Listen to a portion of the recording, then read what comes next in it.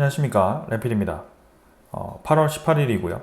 오늘 이번 시간에는 두산 로보틱스와 두산 밥캣이 사업 구조 개편을 통해서 시너지를 내는지에 대해서 실질적으로 우리가 어떻게 시너지를 낼 수 있는지, 그리고 실질적으로 시너지를 냈을 때 어떠한 효과들이 나타나는지, 그러한 것들을 직접적으로 한번 살펴보려고 합니다. 그래서 뭐 제가 여기 현직에 두산 로보틱스라든지 두산 밥캣에 근무를 하는 것도 아니고요.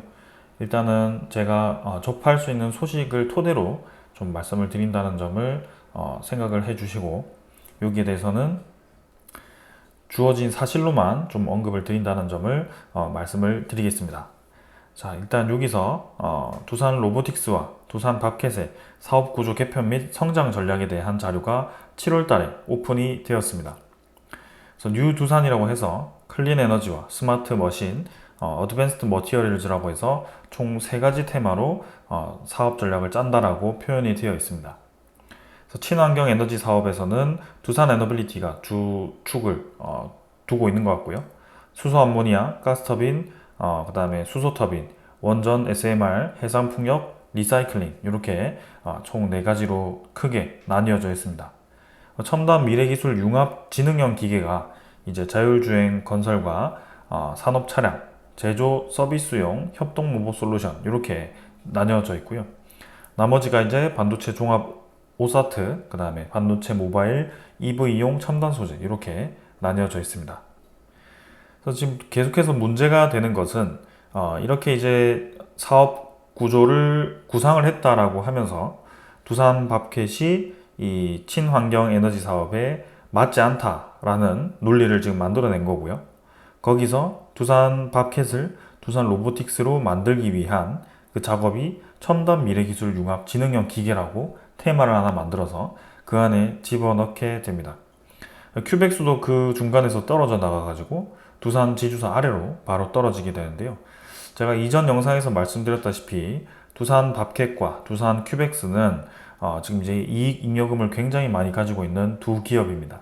그래서 두산 에너빌리티 아래에서 배당 역할을 해주던, 그리고 자본에 대한 그런 개선 효과를 보여주던 두 기업이었는데, 두산 에너빌리티가 이제 사업이 좀 괜찮아지고 이제 스스로 수익성을 낼 수 있다라고 판단을 하고 그걸 이제 두 개를 떼어서 두산 큐벡스는 두산 지주사 바로 아래, 두산 포트폴리오 홀딩스 아래에 두고, 그 다음에 로보틱스 아래에 밥캣을 두어서 실질적으로는 두 개사의 배당 금액을 두산 지주사가 가져갈 수 있는 구조로 개편을 하는 그런 상황이 만들어진 겁니다.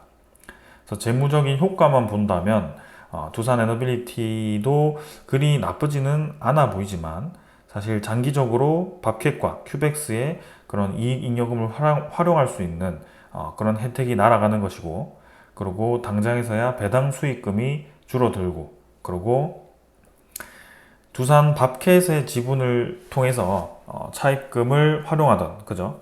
그 지분을 담보로 해서 이런 투자금을 활용하던 에너빌리티의 그런 장점도 떨어지게 됩니다.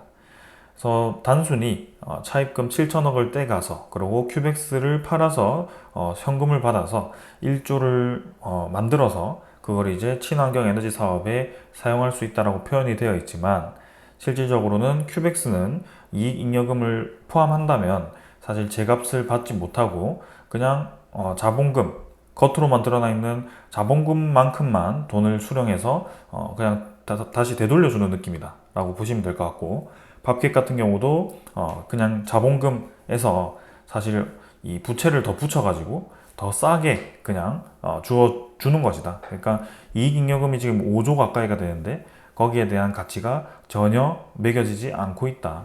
이러한 점이죠. 그래서 전체적으로 보았을 때는 굉장히 이제 불합리해 보일 수 있는 합병이 되는데요. 근데 이제 오늘은 그러한 접근을 이제 그만하고, 이제 실질적으로 이 회사에서 얘기하고 있는, 사측에서 얘기하고 있는 이 사업 시너지가 정말 진짜 나는 것이냐, 그것부터 한번 다시 살펴보도록 하겠습니다. 자, 그래서 이거는 이제 넘어가 가도록 하고, 자, 로보틱스가 이제 이 명분을 내세운 게 3가지가 있습니다. 선진시장 고객 접점 확대, 레퍼런스 구축을 위한 매출 증대, 전문 서비스 시장 선점입니다. 그러니까 밥캣과의 고객 접점과 채널 관리 및 파이낸싱 역량 등을 활용해서 두산 로보틱스 선진 시장, 프리젠스 확대 가속화. 왜 이렇게 어려운 말을 이렇게 있어 보이는 것처럼 써놨는지는 잘 모르겠습니다. 그래서 일단 그냥 여기서 드는 의문 자체는 밥캣과의 고객의 접점이 있느냐, 요것부터가 좀 의문이죠.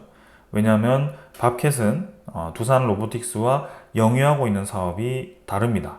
그래서 밥캣은 굴착기 혹은 산업용 지게 차량 혹은 트랙터 쪽 사업을 영위하고 있고요. 주 고객사들은 그 트랙터, 지게차, 그 다음에 이 굴착기를 활용할 수 있는 건설 기업들이라든지 아니면은 물류 운반이 많이 필요한 그런 기업들이 그런 구매를 하게 될 겁니다. 그러한 고객들과 이제 두산 로보틱스는 주로 이제 협동 로봇을 사업을 영위하고 있는 기업인데요. 협동 로봇을 구매하고자 하는 고객이 지게차와 굴착기와 그 다음에 컴팩터 트랙터랑 무슨 연관이 있을까? 이러한 점부터 굉장히 의문이 듭니다. 그래서 억지로 생각해 본다면 두산 밥캣이 그동안 영업을 하고 판매하고 있던 주 고객사 자체가 이제 그죠? 물류 운반을 위해서 산업용 지게 차량도 구매를 한다고 하니 거기에 들어가면 협동 로봇이 들어갈 만한 시장이 나오지는 않을까. 이렇게 접근을 할 수는 있을 것 같습니다. 그러나 이 시너지 측면에서는 사실 시너지라는 것은 두산 로보틱스도 이득을 봐야 되고 두산 밥캣도 이득을 봐야 되고 서로 이제 윈윈을 하는 쪽으로 가야지 시너지가 발휘된다라고 표현을 하는 게 맞는데요. 지금 보았을 때는 로보틱스 입장에서만 이득을 보는 구조 같다라는 생각이죠. 두산 밥캣 입장에서 지게차를 팔고 굴착기를 팔고 그 다음에 산업용 컴팩터 트랙터를 파는 데 있어서 두산 로보틱스의 고객 활용도가 뭐가 있을까요? 여러분들이 생각해도 이 두산 밥캣의 입장에서는 전혀 이득이 될 만한 상황은 없습니다. 그래서 지금 이 첫 번째 시장에 대한 확대와 그 다음에 파이낸싱 역량 등을 활용한다는 것은 일방적으로 두산 밥캣의 자금을 활용해서 두산 로보틱스에 적용을 하겠다라는 뜻과 그 다음에 두산 밥캣의 넓은 고객 네트워크 층을 억지로 두산 로보틱스의 산업용 그 로봇, 그죠? 협동 로봇을 판매하는데 활용하겠다라는 겁니다. 그러니까 밥캣 입장에서는 좋을 게 하나도 없는 그런 내용이죠. 그 두 번째, 레퍼런스 구축을 통한 매출 증대. 두산 밥캣의 생산시설 내 자동화 적용 확대로 캐파 매출 증대와 동시에 신규 솔루션 서비스 개발의 테스트 베드로 활용하겠다. 그러니까 두산 밥캣의 생산시설이 이제 확대가 돼야 되는데 거기 이제 자동화를 적용하겠다. 그래서 캐파, 그죠? 캐파가 아니고 캡티브네요. 캡티브 매출 증대와 동시에 신규 솔루션 서비스 개발의 테스트 베드로 활용하겠다. 그러니까 그룹사 간의 거래를 늘린다라고 표현을 하는 것 같고, 그래서 두산 로보틱스 산업용 로봇을 두산 밥캣의 생산 시설에 활용을 하겠다라고 표현을 한 겁니다. 그러면 사실 이 로보틱스가 정말 이제 산업용 생산 시설에 적용할 만한 로봇 라인업이 있는가? 그리고 그 라인업이 지금 실적이 있는가? 그것부터 확인을 해봐야 되겠죠. 그래서 밥캣 입장에서 실제로 실적도 없고 두산 로보틱스의 모델 자체가 이 산업용 지게 차량이라든지 굴착기를 조립하는 데 있어서 적용될 수 없는 라인업이라고 한다면 크게 두산 밥캣 입장에서는 도움이 되지 않을 것 같습니다. 그래서 그걸 나중에 확인을 해볼 건데요. 일단은 요것도 크게 지금 두산 밥캣 현재 입장에서는 별로 도움이 되지는 않습니다. 왜냐하면 이미 자동화 없이도 공장 시설 자동화 없이도 매출이 지금 10조 가까이 나왔고 영업이익이 1조 가까이 나왔던 상황이었고 그게 자동화 없이도 점점 급격하게 매출이 높아지고 영업이익도 높아지는 그런 상황을 만들었었기 때문이죠. 근 3년 동안. 그래서 굳이 지금 산업용 로봇이 없어서, 그죠?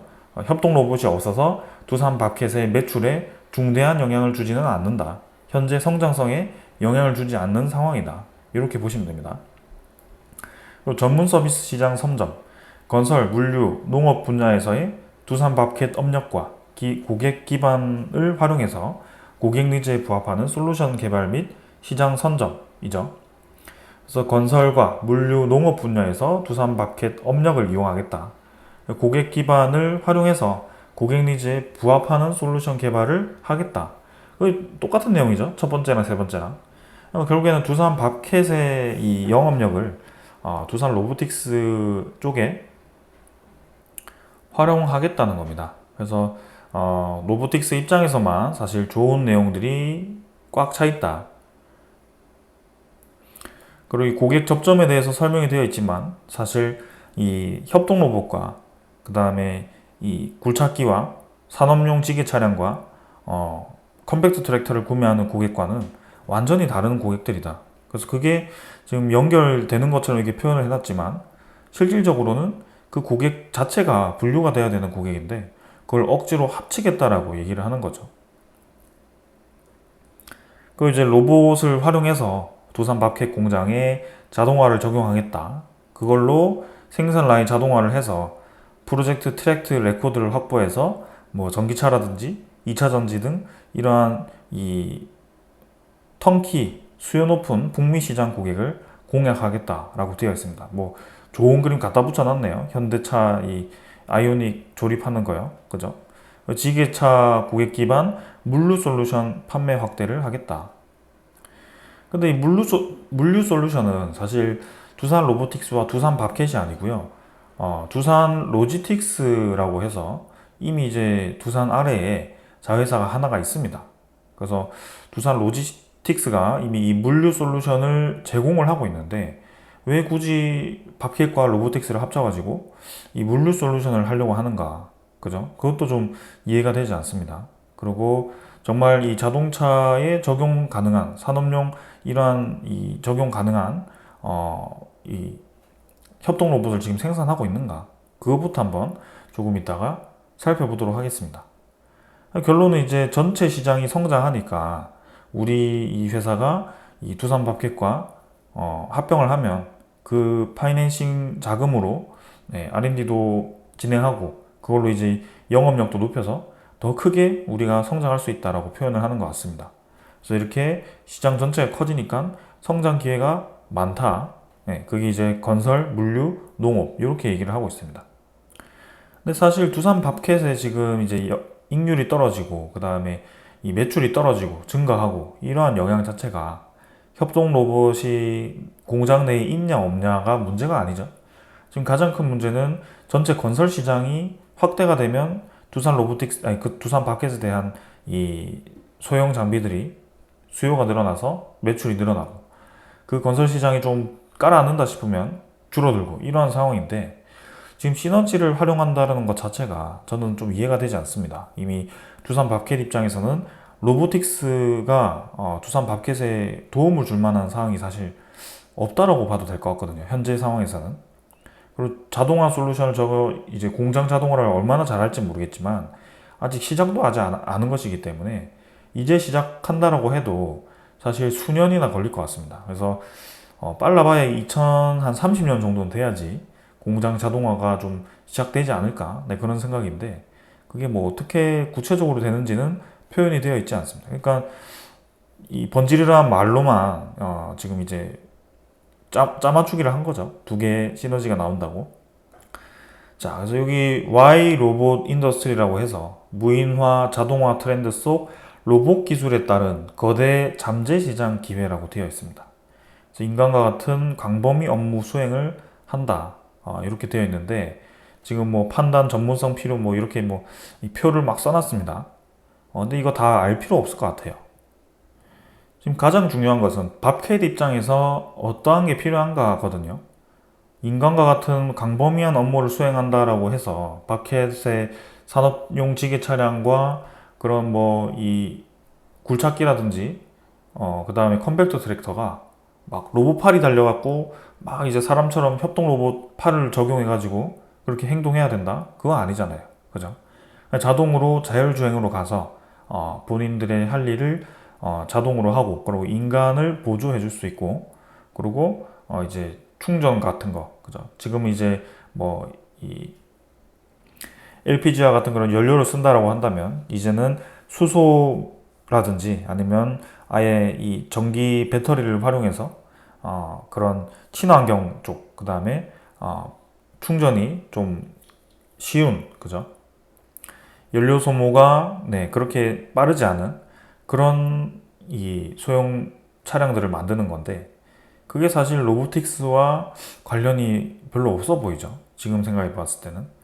그래서 두산 밥캣이 지향하는 자동화, 그 다음에 전동화와 두산 로보틱스가 지향하는 이 자동화는 완전 다릅니다.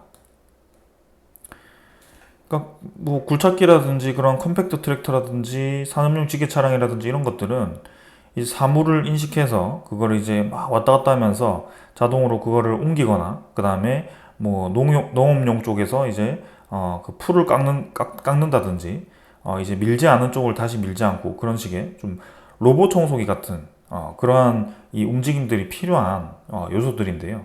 사실 그 협동 로봇은 그 똑같은 반복 작업을 할 가능성이 높거든요. 그래서 이쪽에 활용되는 것과 그것은 완전히 다르다. 이러한 것들은 계속해서 이 상황이 바뀌게 될 거고요.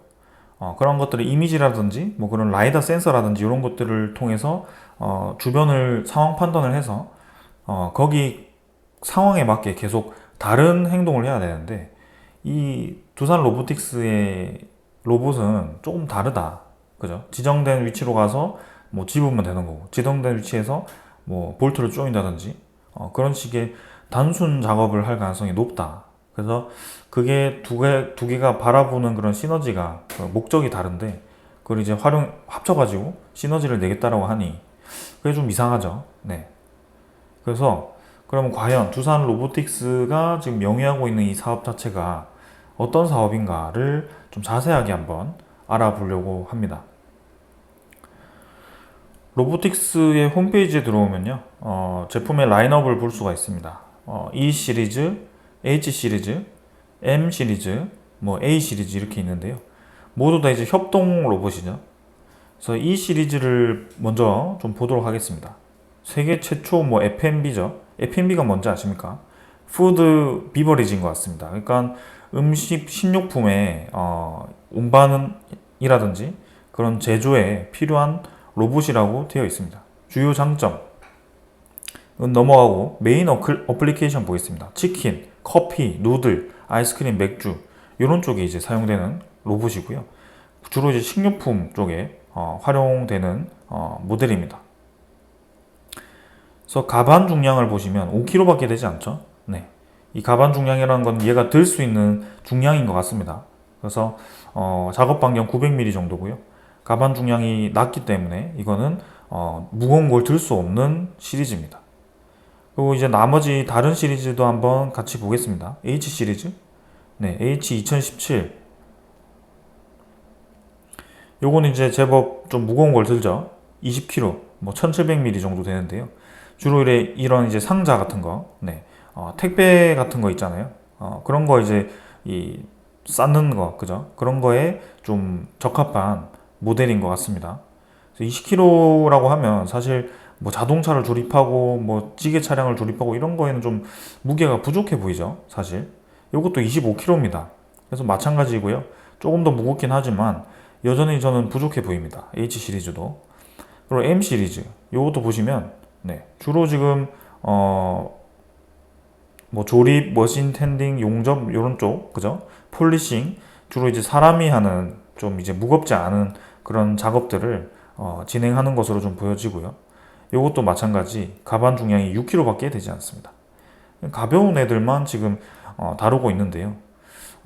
이걸 가지고 지금 두산 이 밥캣에 산업용 지게 차량이라든지 굴착기라든지 이런 거 조립하는 데 사용하겠다. 뭐 메인 조립은 못 하겠지만 뭐 조그만한 거랑 깨작깨작거리는 거는 할 수 있을 것 같네요. 근데 그거를 하기 위해서 시너지를 내기 위해서 뭐 합병을 하겠다 이렇게 얘기하는 거는 좀 무리가 있지 않나 라는 생각입니다. 모델 자체가 지금 다 25kg가 최대고요. 기사 보면 뭐 P 시리즈가 나온다고 하는데 그것도 30kg가 최대입니다. 그래서 이제 더 볼 필요는 없을 것 같습니다. 이 시리즈 모두 다 지금 뭐 주로 F&B라든지 그런 이제 조그만한 용접, 뭐 폴리싱 이런 쪽에 사용되는 모델들이고요. 우리가 생각하는 뭐 엄청나게 무거운 거 옮겨다가 조립하고 자동차 프레임 들고 막 조립하고 그런 거 아닌 것 같아요. 그러면 경쟁사 모델을 한번 보겠습니다. HD 현대 로보틱스라고 해서 HD 그룹사의 로봇 기업이 하나가 있더라고요. 이건 아직 상장되지 않은 기업인데요. 이미 홈페이지에서부터 지금 서비스 로봇과 산업용 로봇 두 가지로 크게 나뉘어져 있습니다. 그래서 뷰 모어를 해서 산업용 로봇에 들어가게 되면 규모 자체가 완전 다른 로봇들을 볼 수가 있습니다. 그래서 산업용 로봇을 눌러볼까요? 자, 종류도 엄청 많습니다. 뭐 이 번지르르한 그런 설명 없이 그냥 단순히 그냥 가반 중량, 응용 분야, 최대 동작 범위에서 쫙 이렇게 나와 있거든요. 그래서 맨 뒤에 가보면 네, 중량이 지금 뭐 600kg까지, 500kg, 600kg, 400kg 이런 모델들이 있습니다. 적어도 이제 160kg, 130kg까지 이런 것도 있죠. 로보틱스가 저 정도는 돼야지 이제 두산 밥캣과 좀 시너지를 낼 만한 거 아닌가? 라는 생각이고요. 이렇게 해도 사실 이 밥캣 자체가 이 로보틱스 아래에 들어가는 게 정말 이해가 되지 않을 텐데 지금 뭐 해봤자 치킨 튀기고 그죠? 뭐 이 음식료품 좀 옮기고 택배 좀 무거운 거 옮기고 그 정도가 다인데 그걸 가지고 이제 뭐 이 데모 라인 꾸려가지고 두산 밥캣의 자동화 시스템을 만들면 밥캣이 시너지가 난다 이렇게 표현을 해놨습니다. 지금 그런 거 별로 없는 것 같거든요. 제가 봤을 때는. 그러니까 도대체 어떤 것을 보고 저렇게 짜집기를 한 건지 참 답답할 지경입니다. 네. 밥캣 반기 보고서에도 사실 여기 보시면 주요 계약 및 연구 개발 활동을 보시면 자, 어떤 기업들과 어떤 계약을 하고 연구 개발을 하고 있는지 나오게 됩니다. 그러니까 이 기업이 바라보고 있는 미래 기술 개발에 대해서 좀 내용이 나와 있거든요. 트랙터 모델 연구 개발, 지식 재산 공유권 이렇게 해서 대동이라는 기업과 함께 주로 이제 계약을 한 것으로 보여지고요. 콜모겐이라는 기업과 무인 지게차 기술 고도화 개발을 위한 파트너십 개발을 체결했고요. 장비 무인화를 위한 레이더 센서 기술 공동 개발을 아인슈타인과 진행을 했고요. 레이더 센서 개발 가속화를 통해서 이렇게 또 아인슈타인과 개발을 또 진행합니다.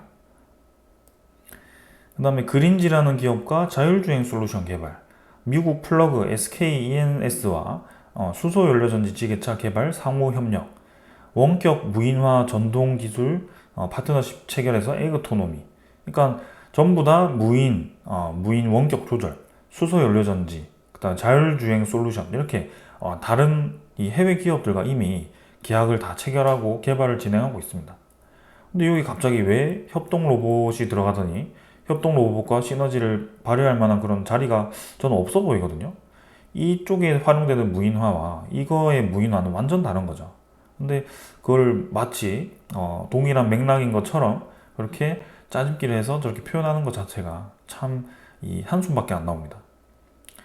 이 연구개발 담당 조직도 전부 노스 아메리카, 미국 551명, 체코, 프랑스, 독일에 269명, 한국, 인도, 중국에 193명 해서 해외에 이렇게 쫙 퍼져 있는데요.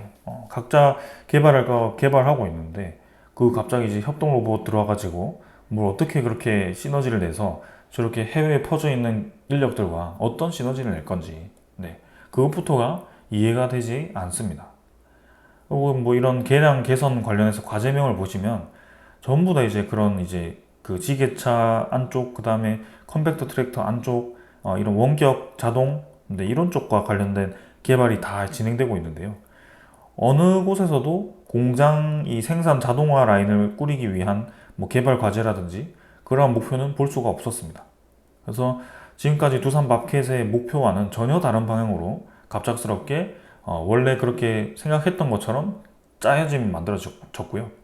그 모든 게 지금 지주사로부터 내려온 게 아닌가. 꼭 뭐 산업용 로봇 한다고 해서 그게 적용된 뭐 모델이라도 보여주던가요, 그죠?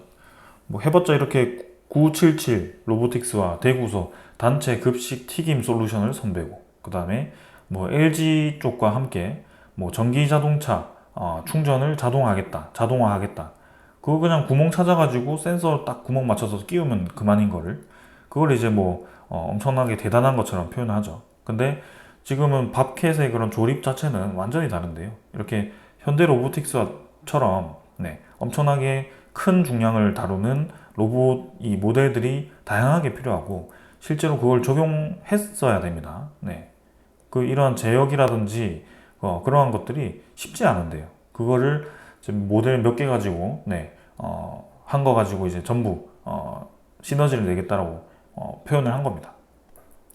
로보틱스 입장에서도 지금 보시면 반기 보고서를 보시면 생산 설비를 한번 보겠습니다. 자, 설비해가지고 지금 이제 반기 동안 2024년 동안 생산할 수 있는 수량이 한 3,200대 정도가 되는 것 같아요.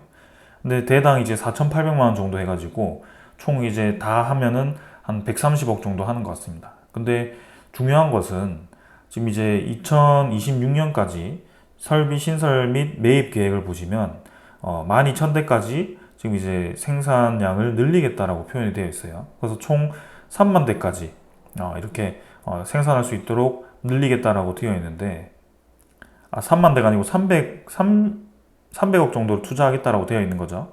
근데 그게 캐파가 지금 이제 26년에 11,000대를 생산할 수 있는 캐파로 확장하겠다라고 표현이 된 겁니다.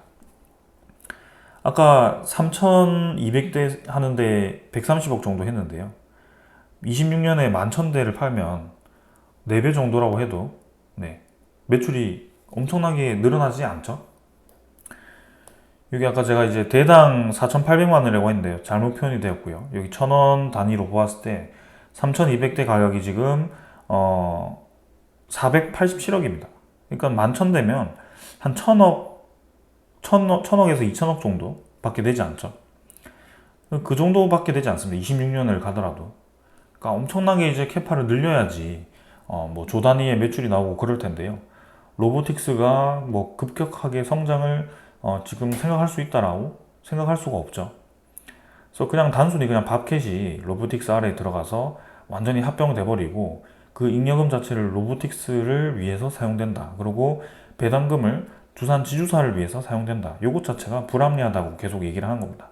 그리고 누가 보더라도 협동 로봇과 지금 산업용 지게 차량, 굴착기, 그다음 컴팩터 트랙터가 어떻게 고객을 공유해서 어떻게 그거를 시너지를 낸다라고 하는 건지 그것부터가 이해되지 않죠. 심지어 모델 라인업을 살펴봤더니 중량이 그렇게 무겁지도 않은 걸 다루는 이 팔 가지고 그걸 이제 무인 자동화 생산 시스템을 만들겠다라고 하는 거니까 그게 뭐 26년이 돼도 안 될 것 같고 적어도 이제 그런 이 스케줄표 정도는 던져줘야 되는 거 아닌가, 그죠? 여러분들이 이걸 보더라도 저와 똑같은 생각을 할 것 같습니다. 그래서 뭐 며칠 전에 또 이제 정정 보고서를 내면서 계속 똑같은 합병 비율로 또 합병을 밀어붙이려고 하는 것 같은데요. 일단 합병이 성공이 되든 안 되든 큰 실수를 한 것은 맞는 것 같고요.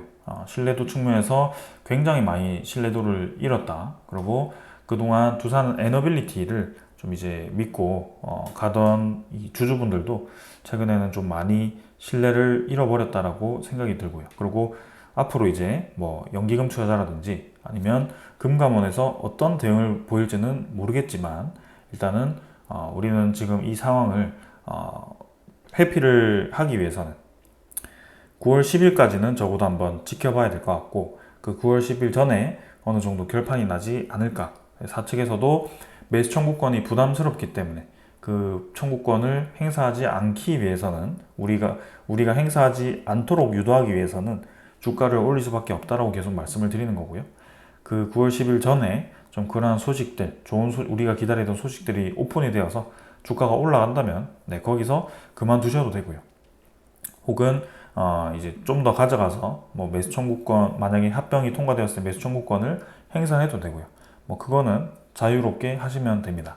그래서 저는 이제 이러한 상황들이 합리적인지 아닌지를 판단해 드린 거고 거기에 대해서 다시 한번 보시면 될 것 같습니다. 그래서 이 정도로 이제 설명을 드리고 이제 내일부터는 다시 두산 에너빌리티 본연의 사업 기준에서 이 성장성에 대한 가치를 좀 설명을 드릴 거고요. 그 와중에 합병이 어떻게 진행되는지는 중간에 언급을 드리도록 하겠습니다. 자, 그러고 좀 마지막으로 두산 에너빌리티 아까 입장에서 이 에너지 사업 쪽에서만 진행을 한다라고 좀 표현이 되었었죠. 그러면 사실은 두산 건설도 지분을 정리해야 되는 거 아닌가, 그죠? 두산 건설은 왜 이 호흡기 떼지 않고 붙여놨나? 플랜트 건설 입장에서, 그리고 뭐 브랜드 이 건설 시장 입장에서 건설 사업을 영위하고 있죠. 여전히 두산 에너빌리티는 건설 사업을 하고 있습니다. 그러니까 저렇게 이제 뭐 세 가지로 표현되어 있지만 그 안에 건설 사업이 포함이 되어 있거든요. 그래서 박햇과 에너빌리티가 연관이 없다라고 표현하는 거는 정말 이제 이거는 거짓말이다라고 좀 표현하고 싶습니다. 자, 오늘 여기까지 하고 마무리하겠습니다. 감사합니다.